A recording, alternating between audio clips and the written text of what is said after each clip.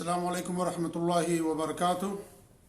بسم اللہ الرحمن الرحیم وبہ نستعین والحمد للہ رب العالمین واشہد ان لا الہ الا اللہ وحدہ لا شریک لہ واشہد ان محمدا عبدہ ورسولہ المبعوث رحمۃ للعالمین صلی اللہ علیہ وعلی آلہ وعلی اصحابہ ومن اہتدی بہدیہ واستنى بسنتہ الی یوم الدین وبعد۔ قال اللہ تبارک وتعالی فی کتابہ المجید: یا ایہا الناس انا خلقناکم من ذکر وانثی وجعلناکم شعوبا وقبائل لتعارفوا ان اکرمکم عند اللہ اتقاکم ان اللہ علیم خبیر۔ یہ سورۃ الحجرات کی آیت نمبر 13 ہے، اور لگاتار اس سورت کی تفسیر ہر ہفتے آپ لوگوں کے سامنے پیش کی جا رہی ہے کتاب و سنت اور اقوال سلف کی روشنی میں۔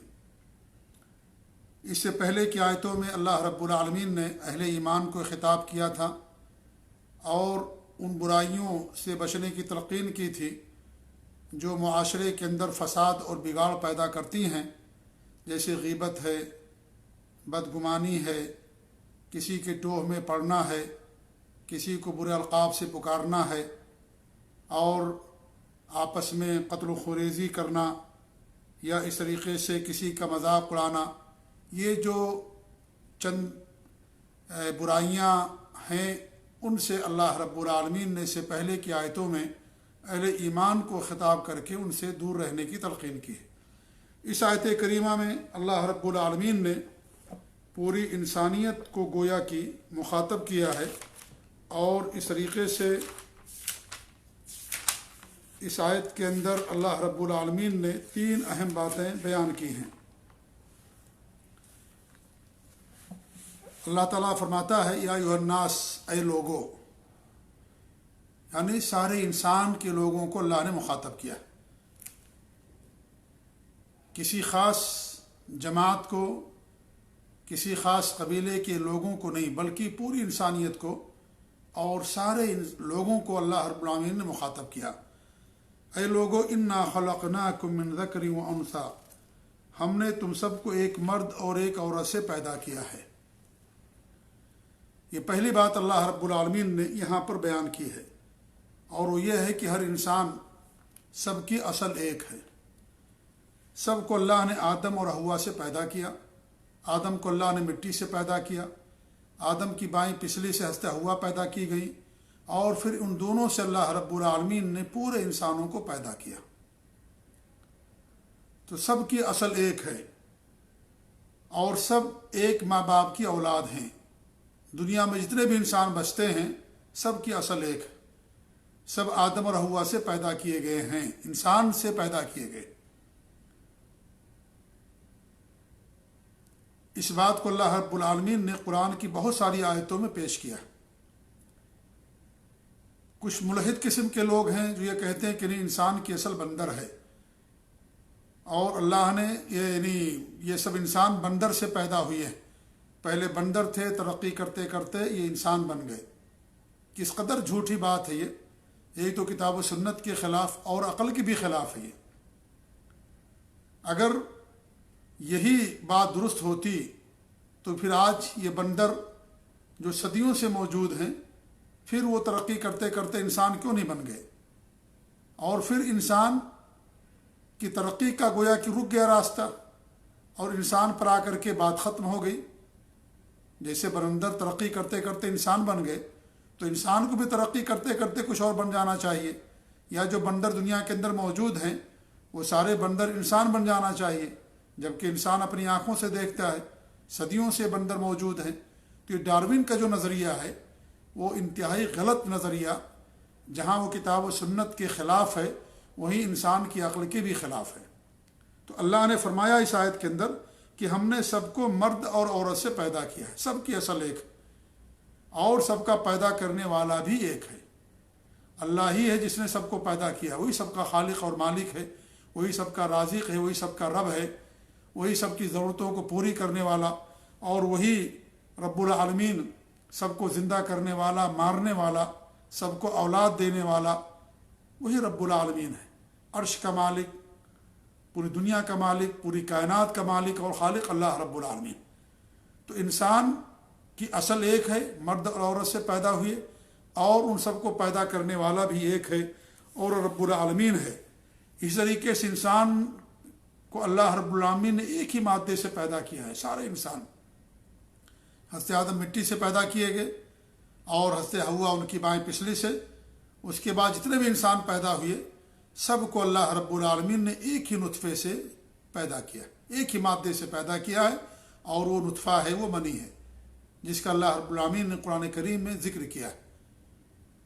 تو مادہ بھی سب کا ایک ہی ہے، اور سب کا پیدا کرنے والا بھی ایک ہی ہے، اور سب کے ماں باپ نہیں، سب کی اصل بھی ایک ہی ہے، اور اس طریقے سے سب پیدا بھی ایک ہی طریقے سے ہوئی ہے۔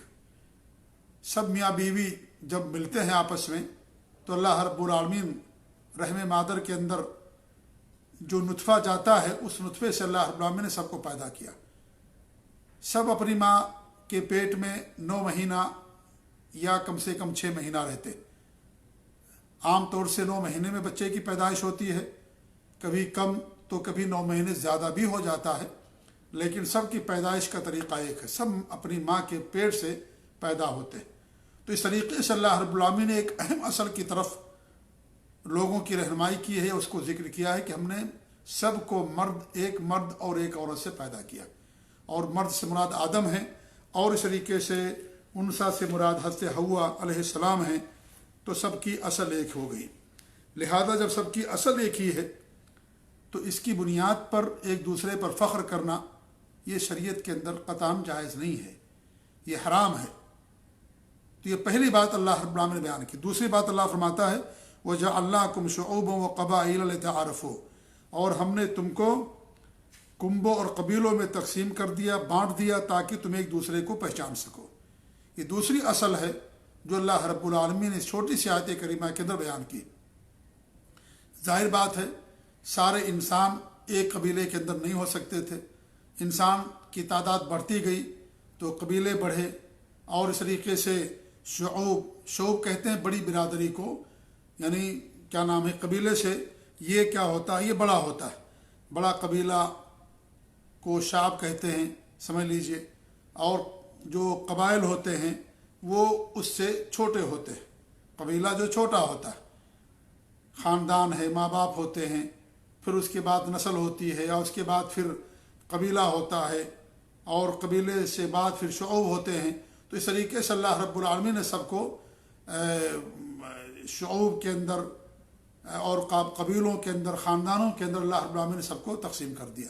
لِتَعَارَفُوا، تاکہ تم ایک دوسرے کو پہچانو، ایک دوسرے کو پہچان سکو کہ ہمارے قبیلے کا ہے، اس کے ساتھ صلہ رحمی کرو اور اس کے حق کو ادا کرو۔ اس لیے اللہ رب العالمین نے سب کو ایک دوسرے میں تقسیم کر دیا، لیکن خاندان کی بنا پر کسی کو فوقیت حاصل نہیں ہے، رنگ و نسل کی بنا پر فوقیت حاصل نہیں ہے، یا اس طریقے سے خاندان کی بنا پر کسی کو ایک دوسرے پر فوقیت حاصل نہیں ہے، کیونکہ خاندان میں پیدا ہونا یہ انسان کے اپنے بس کی بات نہیں ہے، اس میں انسان کی اپنی کوشش کا کوئی عمل دخل نہیں ہوتا۔ یہ اللہ رب العالمین کی مشیت اور اختیار کہ اللہ رب العالمین جس کو چاہتا ہے اس خاندان کے اندر پیدا کرتا ہے، اس میں انسان کی اپنی کوئی کوشش کا عمل دخل نہیں ہوتا، نہ اس کی اپنی چاہت ہوتی کہ میں فلاں خاندان کے اندر پیدا ہوں۔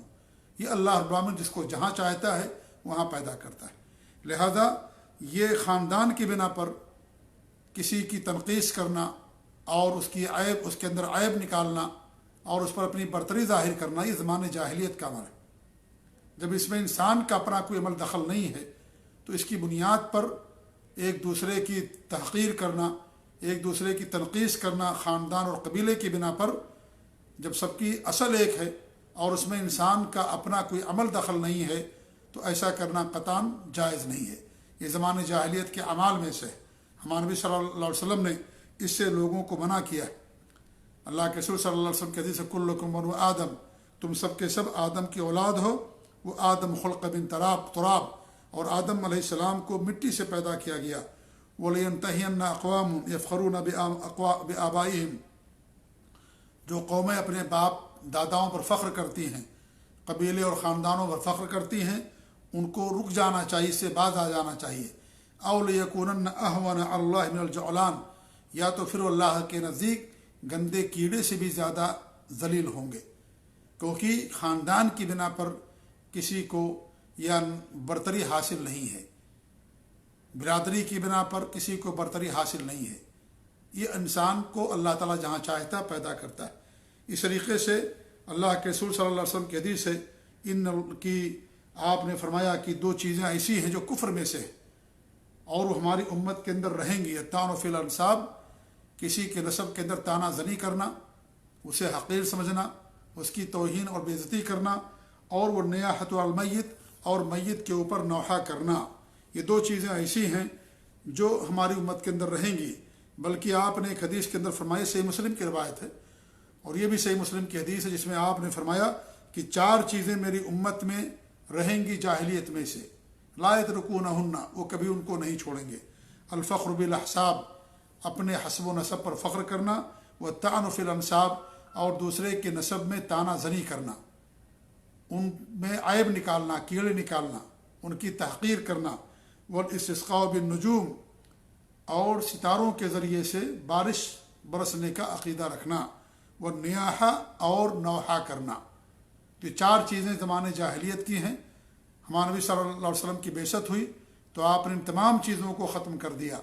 لہذا اگر آج کوئی آدمی ایسا کرتا ہے، اپنے حسب و نسب پر فخر کرتا ہے، دوسروں پر طعن کرتا ہے، تو اس کے اندر زمانے جاہلیت کی چیز پائی جاتی۔ اس کو چاہیے کہ اس سے رک جائے، کیونکہ وہ اپنی مرضی سے کسی خاندان کے اندر نہیں پیدا ہوا، اور نہ اپنی مرضی سے وہ اسے ماں باپ ملے ہیں۔ اللہ تعالیٰ جس کو جہاں چاہتا ہے وہاں پیدا کرتا ہے۔ تو دوسری بات اللہ رب العالمین نے جہاں بیان کی ہے وہ یہ ہے کہ اللہ نے سب کو قبیلوں کے اندر اور شعوب کے اندر تقسیم کر دیا، اور اس کا مقصد صرف تعارف ہے، فخر و مباحات نہیں ہے، ایک دوسرے کے اوپر تانا زنی کرنا نہیں ہے، ایک دوسرے کی تنقیص اور توہین کرنا نہیں ہے، بلکہ اس کا مقصد یہ ہے تعارف، کہ ہم صلہ رحمی کریں، ایک دوسرے کے حقوق کا خیال رکھیں اور ان کو ان کا حق دیں۔ اس لیے ان کو قبیلوں کے اندر تقسیم کر دیا گیا ہے۔ اور ظاہر ہے انسان کی جب تعداد بڑھتی گئی، آبادی بڑھتی گئی، تو سب کا ایک ہی خاندان، ایک ہی قبیلہ رہنا، یہ ایک ظاہر بات ہے ناممکنات میں سے تھا۔ تو یہ فطری امر ہے، فطری بات تھی کہ ان سب کو الگ الگ قبیلوں کے اندر تقسیم کر دیا گیا تاکہ سب لوگ ایک دوسرے کو پہچانیں، اور جیسے جیسے آبادی بڑھتی جائے گی، قبیلے بڑے ہوتے جائیں گے، اس طریقے سے پھر الگ الگ خاندان بنتا جاتا ہے۔ تو ایسی صورت میں چاہیے کہ وہ اپنے خاندان والے کا زیادہ خیال رکھے، صلہ رحمی کرے، کیونکہ ان کا زیادہ حق بنتا ہے۔ تیسری بات اللہ نے فرمایا جو بڑی اہم بات، ان اکرمکم عند اللہ تقواکم، اللہ کے نزدیک تم سب میں باعزت ہوا ہے جو سب زیادہ ڈرنے والا ہے۔ یہ اللہ تعالیٰ کیا یہ معیار ہے۔ مالداری، حسب و نسب، دنیا داری، خاندان، قبیلہ، یہ بنیاد نہیں ہے۔ اللہ تعالیٰ کے یہاں جو بنیاد ہے عزت اور تکریم کا، وہ بنیاد ہے تقوی اور پرہیزگاری۔ جو سب زیادہ اللہ تعالیٰ سے ڈرنے والا، سب زیادہ اللہ تعالیٰ کا حق ادا کرنے والا، سب سے زیادہ اللہ تعالیٰ سے خوف کھانے والا، سب سے زیادہ اس کے اندر دینداری، تقوی، پرہیزگاری، اللہ اور اس کے رسول کے فرمان کے مطابق زندگی گزارنے والا، حسن اخلاق سے سب کے ساتھ پیش آنے والا، اپنے آپ کو جہنم سے بچانے والا، اللہ تعالیٰ سے ڈرنے والا، اللہ تعالیٰ ہی کی بات کرنے والا، اور اللہ تعالیٰ ہی کی شریعت اور دین پر چلنے والا، یہی انسان اللہ تعالیٰ کے ہاں معزز ہے، چاہے وہ کسی بھی خاندان سے ہو، اس کا کوئی بھی رنگ ہو، اس کی کوئی بھی نسل ہو، اور اس کو کسی بھی قبیلے اور خاندان سے تعلق رکھنے والا۔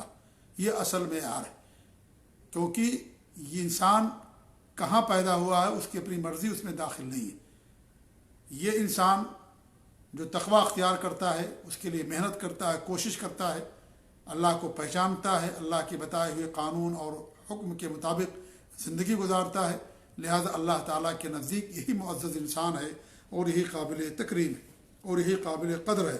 تو اس کی جو اصل فضیلت ہے وہ تقوی اور پرہیزگاری ہے، اور جس کا حال اس کے برعکس ہوگا، یعنی جو متقی پرہیزگار نہیں ہوگا، اس کی فضیلت اللہ تعالیٰ کیا نہیں ہوگی۔ تو یہ اصل معیار ہے دینداری اور تقوی۔ مال و دولت، حسب و نسب، یہ صرف دنیا کے اندر رہ جانے والی چیزیں ہیں، پہچان کے لیے ہیں، اور اس طریقے سے عبادات کے اندر ہمارے لیے معاون اور مددگار ہیں، لیکن اللہ تعالیٰ کے یہاں یہ معیار نہیں ہے۔ اللہ تعالیٰ کے یہاں سب برابر ہیں، الا یہ کہ جس کا جتنا تقویٰ ہوگا اس کا اتنا ہی انسان کا اللہ تعالیٰ کے یہاں مقام و مرتبہ ہوگا۔ اس لیے آپ دیکھیں سلمان فارسی اور اس طریقے سے اور جو دیگر صحابہ کرام یا جو بھی ہیں اسلام پر عمل پیرا یا عمل کرنے والے، ان کو جو مقام ملا وہ اپنے وقت کے بڑے بڑے لوگوں کو مقام مرتبہ اللہ تعالیٰ کے یہاں نہیں ملا۔ تو اصل تقویٰ اور پرہیزگاری ہے جس کی بنا پر انسان کو اللہ تعالیٰ کے یہاں مقام و مرتبہ ملتا ہے۔ یہاں ایک بات بتا دیں کہ جنس کے لحاظ سے عرب کی فضیلت ہے، فوقیت حاصل ہے عرب کی عجموں پر، اس جیسے مرد کی جنس کی فضیلت ہے عورتوں کی جنس پر، لیکن ممکن ہے کہ کوئی عورت کئی مردوں سے بہتر ہو تقویٰ، دینداری اور دیگر اعمال کے لحاظ سے۔ اسی طریقے سے اصل جو عرب کی جنس ہے، عرب ہیں، ان کی فضیلت ہے جن کی زبان عربی نہیں ہے، جو عربی نہیں بولتے ہیں، جو عرب سے نہیں ہیں، لیکن ممکن ہے کہ کوئی شخص ایسا ہو یا ایسے افراد ہوں، لوگ ہوں جو عربوں سے بہتر ہوں۔ اسی لیے سلمان فارسی اور صہیب رومی اور دیگر جو صحابہ کرام تھے جو عجموں میں سے تھے، فارسی تھے، انہیں جو مقام مرتبہ ملا، عرب کے بہت سارے لوگوں کو مقام مرتبہ نہیں ملا۔ لیکن جنس کے اعتبار سے عرب کی جنس کو فوقیت حاصل ہے عجم کی جنس پر، جیسے مرد کی جنس کو عورت کی جنس پر فوقیت حاصل ہے۔ جی، اور ہمارے نبی نے جو فرمایا کہ لا فضل عربین علی عجمین ولا اسود علی احمر، کہ کسی عربی کو کسی کالے پر کوئی فضیلت نہیں ہے، یہ افراد کے لحاظ سے، جنس کے لحاظ سے ہمارے نبی نے نہیں فرمایا۔ تو افراد کو کسی پر فوقیت حاصل نہیں ہے الا بالتقویٰ، تقویٰ کے لحاظ سے، دینداری کے لحاظ سے، نہ کالے کو گورے پر، نہ گورے کو کالے پر، کسی کو نہیں۔ یہ افراد کی بات ہو رہی ہے، یہ جنس کی بات نہیں ہو رہی۔ تو یہ بھی ذہن میں ہماری بات رہے۔ تو یہ تین اہم باتیں، تین اہم اصول یا مبدا اللہ رب العالمین نے اس آیت کریمہ کے اندر بیان کیا۔ پھر اللہ فرماتا ہے ان اللہ علیم الخبیر، اللہ رب العالمین جاننے والا ہے، اور اللہ رب العالمین کیا ہے؟ باخبر ہے۔